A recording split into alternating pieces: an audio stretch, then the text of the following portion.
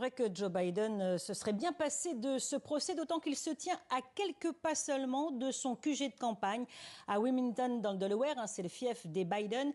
Difficile de faire campagne sur les déboires judiciaires de son adversaire politique quand son propre fils est en procès.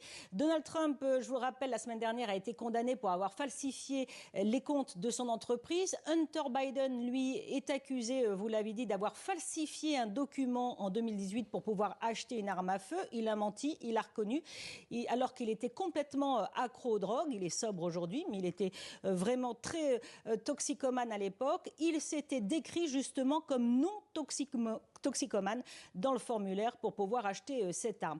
Hunter Biden est la cible privilégiée des républicains pour attaquer son père. Les conservateurs savent très bien que c'est le talon d'Achille du président sortant. Il tente de pousser Joe Biden de secondes, de le faire perdre son sang-froid, ce qui aurait vraiment un impact sur sa campagne, puisque le procès en lui-même, en tout cas, il faut s'attendre à ce que Donald Trump l'attaque sur son fils lors du premier débat télévisé entre les deux candidats en vue de la présidentielle de novembre.